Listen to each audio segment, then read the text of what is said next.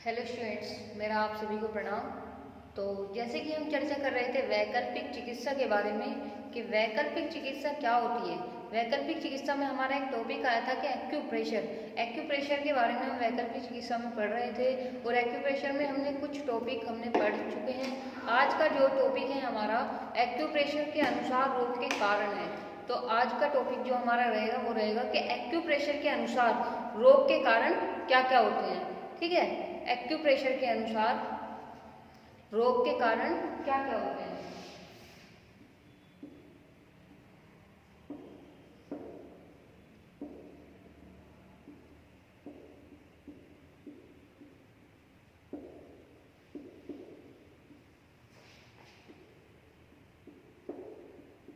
रोग के कारण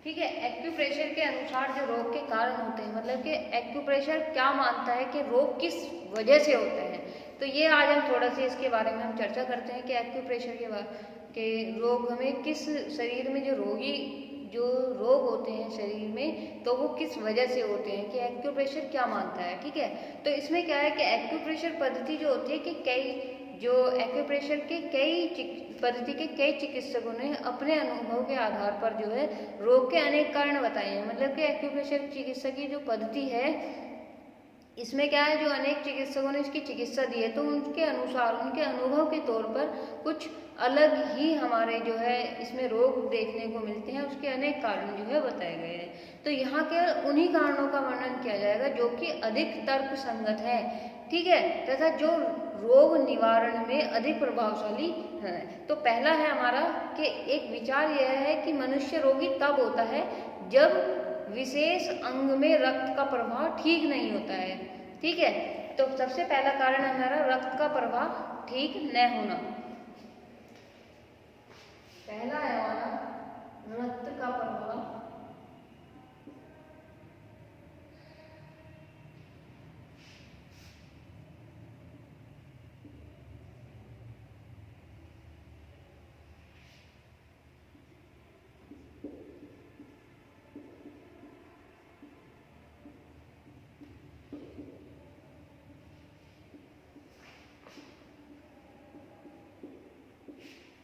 रक्त का प्रवाह ठीक न होना, शरीर के किसी भी अंग में रक्त का प्रवाह ठीक न होना तथा उस अंग से संबंधित जो उसका नर्वस सिस्टम होता है वो ठीक तरह से काम नहीं करता है।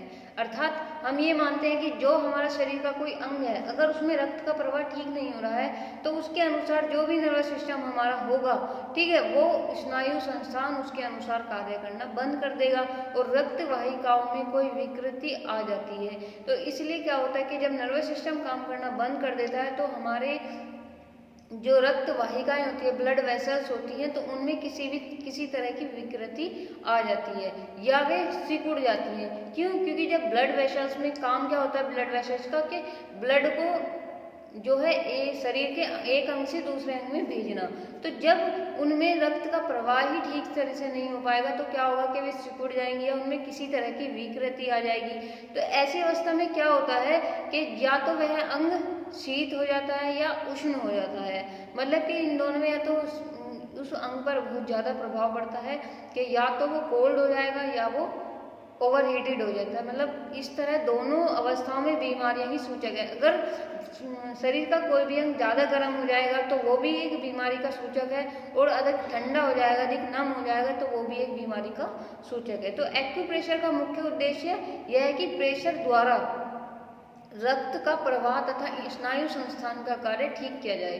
ठीक है, तो इसमें एक्यूप्रेशर क्या कार्य करता है कि दबाव के कारण जो रक्त का प्रवाह रुका हुआ है, रक्त का प्रवाह चलाने के लिए, और रक्त का प्रवाह उसके दबाव के कारण चल जाता है। जो स्नायु संस्थान ठीक तरह से कार्य नहीं करता है तो वो स्नायु संस्थान भी ठीक तरह से कार्य करने लग जाता है, और जिसके द्वारा जो है रोगी का रोग दूर हो जाता है। ठीक है, तो अब आते हैं हम दूसरा है हमारे कि रोग। एक विचार यह भी है कि रोग की अवस्था में पैरों तथा हाथों में रक्त वाहिकाओं के आखिरी स्थान जो आखिरी हिस्सों के स्थान होते हैं, जो हमारी रक्त वाहिकाएं होती हैं, उनके आखिरी जो हिस्से के स्थान होते हैं, उनमें क्या होता है कि कुछ क्रिस्टल्स पैदा हो जाते हैं। ठीक है, क्रिस्टल या रासायनिक पदार्थ या कण जो है जो जमा हो जाते हैं, जो रक्त को एक जगह से दूसरी जगह जाने के लिए रोकते हैं। तो वो कण होते हैं, मतलब कि किसी एक स्थान से दूसरे स्थान पर जाने के लिए बीच में अगर कुछ चीज ऐसी हमारी रास्ते में भटक आ जाती है या अड़ जाती है कि जिससे कि हम उस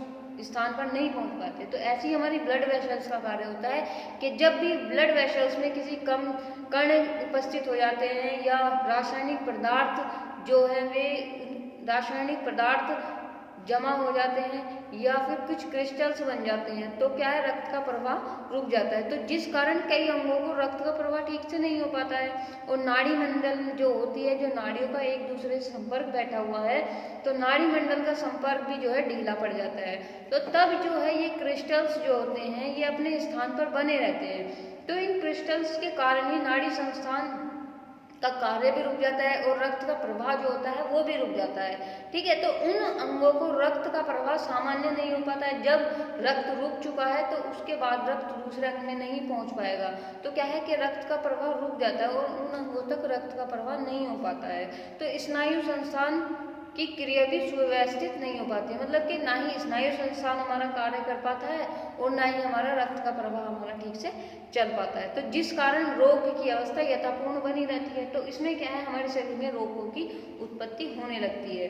तो एक विचार यह है कि क्रिस्टल जमा हो जाने के कारण ही रोग होता है। तो दूसरा क्या है कि क्रिस्टल्स जमा होने के कारण शरीर में जो होता है कि जो हमारी रोग की अवस्था यह भी होती है कि हाथ और पैरों की जो रक्त वाहिकाएं होती है, इसमें हम लिखेंगे कि हाथ और पैरों की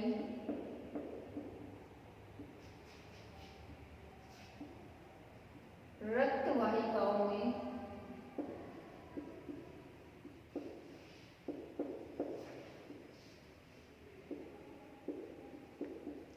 क्रिस्टल या रासायनिक पदार्थ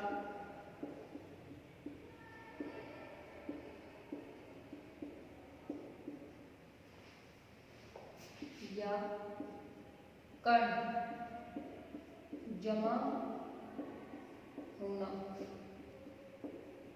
ठीक है, तो हाथ और पैरों की जो रक्त वाहिकाएं हमारी होती है, तो इनमें क्या होता है, कण या ये रासायनिक पदार्थ जो होते हैं, जो क्रिस्टल्स होते हैं वो जम जाते हैं, तो जिनके द्वारा जो हमारे स्नायु संस्थान भी ठीक तरह से कार्य नहीं कर पाता है। तो क्या होता है कि जब ये क्रिस्टल्स जमा हो जाने के कारण रोग हो जाता है, क्योंकि ये विभिन्न अंगों में रक्त का प्रवाह और स्नायु संस्थान की क्रिया में बहुत ज्यादा दबाव डालते हैं, मतलब बाधा डालते हैं। तो एक कारण ये भी है कि क्रिस्टल्स जमा हो जाना रक्त वाहिकाओं में।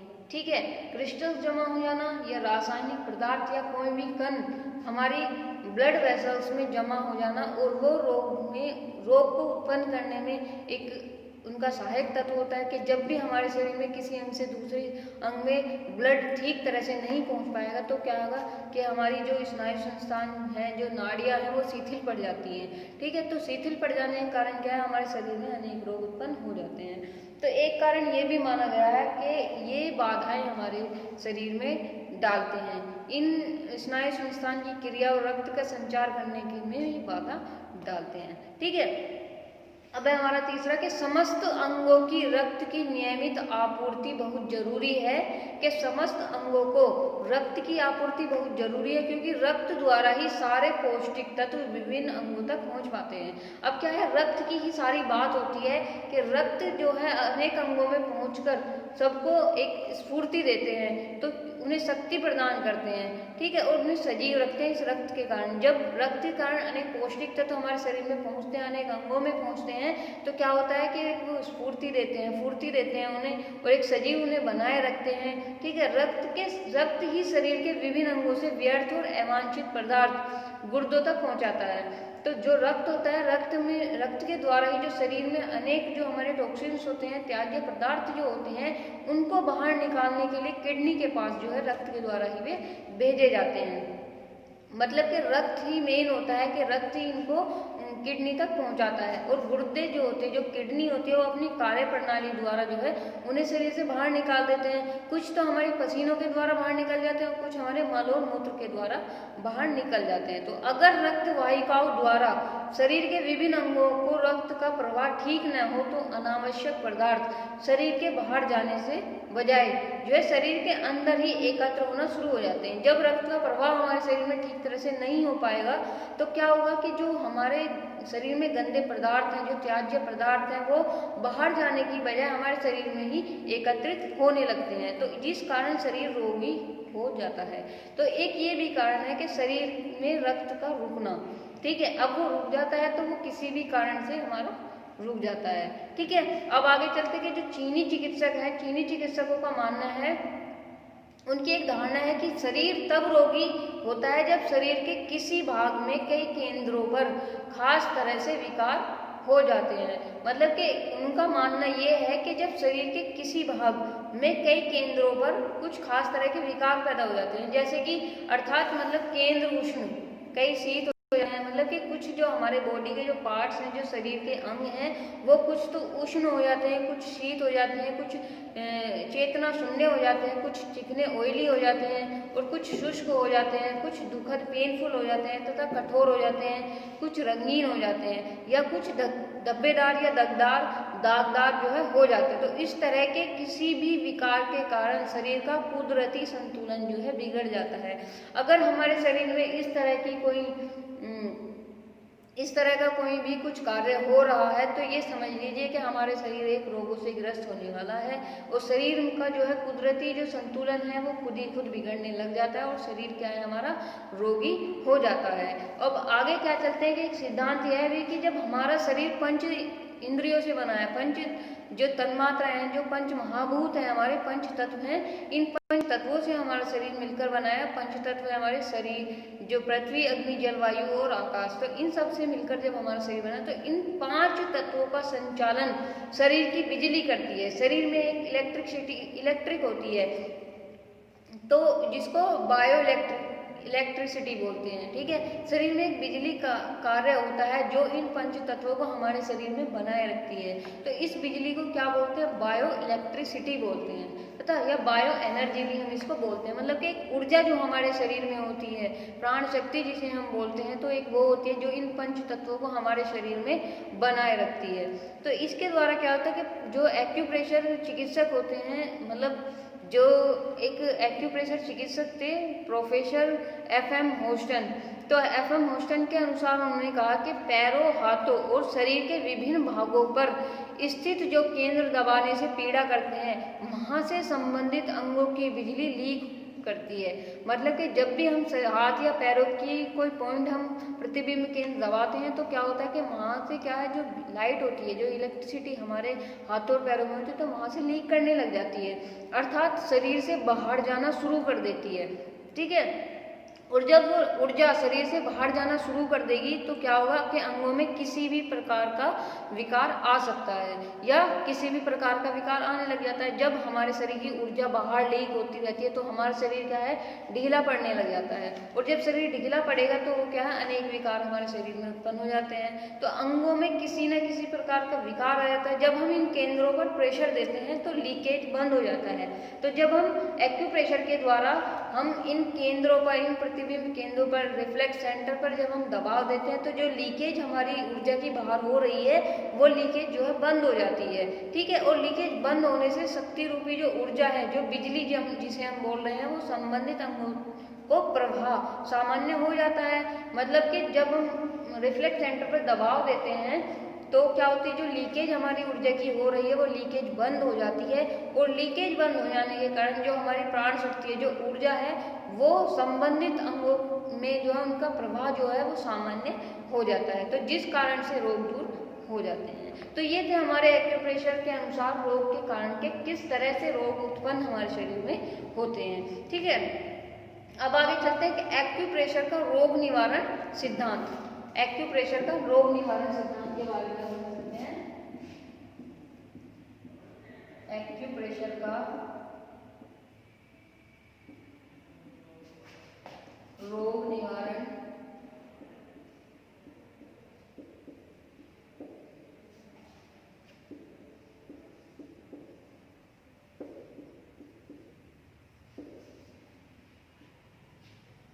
एक्यूप्रेशर का रोग निवारण सिद्धांत।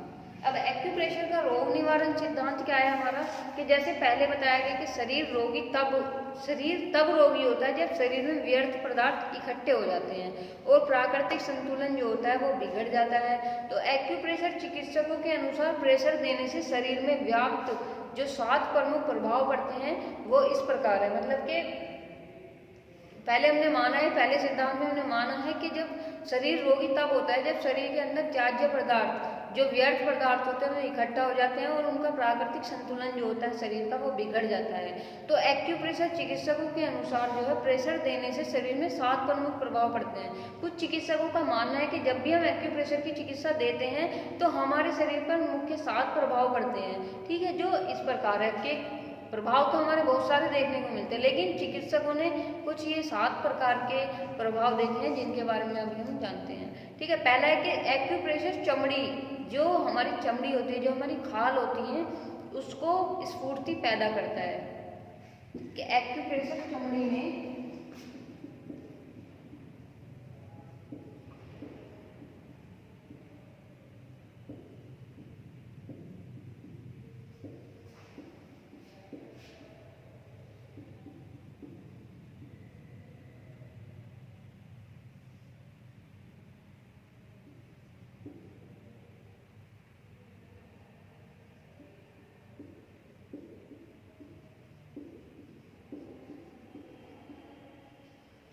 एक्यूप्रेशर चमड़ी में स्फूर्ति पैदा करता है। अब दूसरा है हमारा कि यह शरीर में आवश्यक तत्वों का प्रसार करता है, कि शरीर को जिन आवश्यक तत्वों की आवश्यकता होती है तो उन आवश्यक तत्वों का प्रसार करता है। कि शरीर में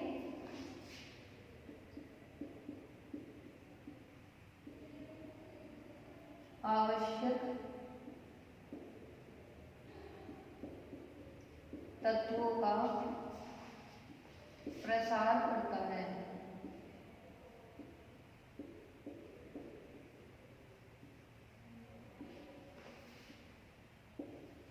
ठीक है, शरीर में आवश्यक तत्वों का प्रसार करता है और मांसपेशी तंतुओं में लचक पैदा करता है। जो हमारा मसल्स टिश्यू होती है, जो हमारे मांसपेशी तंतु होते हैं, उनमें क्या है, लचक पैदा करता है। मांसपेशी तंतुओं में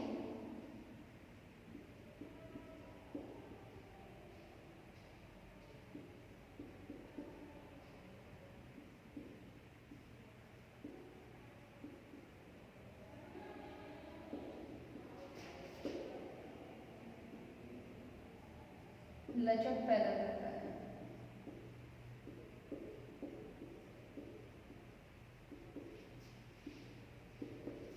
ठीक है, मांसपेशी तंतुओं में लचक पैदा करता है। फिर क्या, अस्थि जो पंजर होता है, जो हमारी बोन्स होती है, बोन्स में विकृतियों को दूर करता है। बोन्स में या अस्थियों में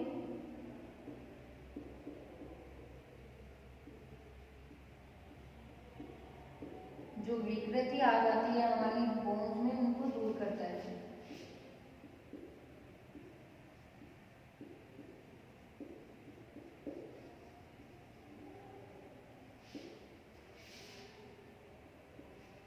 ठीक है, तो ये थे हमारे कुछ।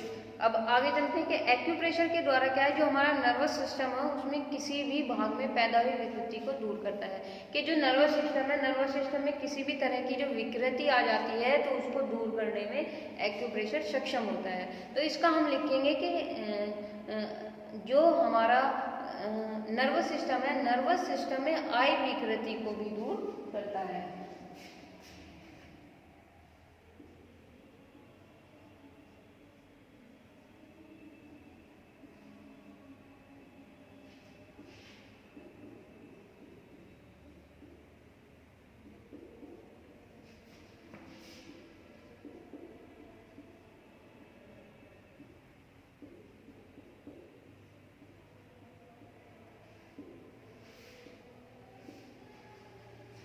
एक अगला है हमारा एंडोक्राइन ग्लैंड्स, जो हमारी समस्त ग्रंथियां होती है, समस्त ग्रंथियों का कार्य नियमित हो जाता है। मतलब कि जब हम एक्यूप्रेशर देते हैं तो एक्यूप्रेशर के द्वारा जो है समस्त जो हमारी ग्लैंड्स होती हैं, जो हमारी एक तरह से एंडोक्राइन ग्लैंड्स होती है, उनका कार्य नियमित हो जाता है। ठीक है, एंडोक्राइन सिस्टम में भी लाभ कर देते हैं।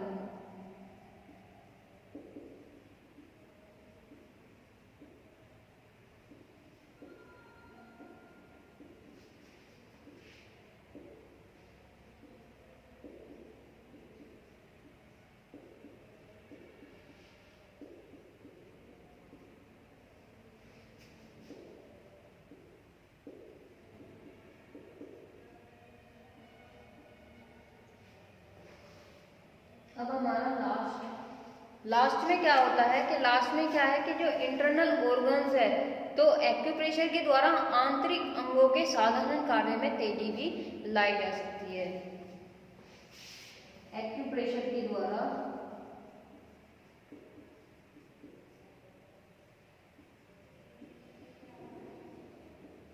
इंटरनल ऑर्गन्स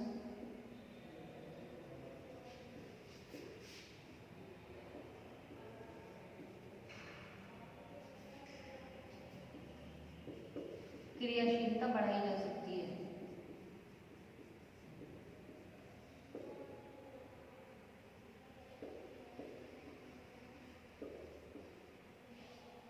ठीक है, तो ये थे हमारे साथ कुछ जो एक्यूप्रेशर रोग निवारण के सिद्धांत में कुछ चिकित्सकों ने इसका प्रभाव देखा था। तो इस तरह से उन्होंने ये प्रभाव देखा था कुछ साथ। तो हमने आज थोड़ा सा एक्यूप्रेशर के बारे में पढ़ा था। आगे जो हम पढ़ेंगे वो आगे की वीडियो में थोड़ी सी आगे की चर्चा करते हैं। तो आज के लिए हमारा इतना ही टॉपिक काफ़ी है। तो आज के लिए धन्यवाद। Thank you.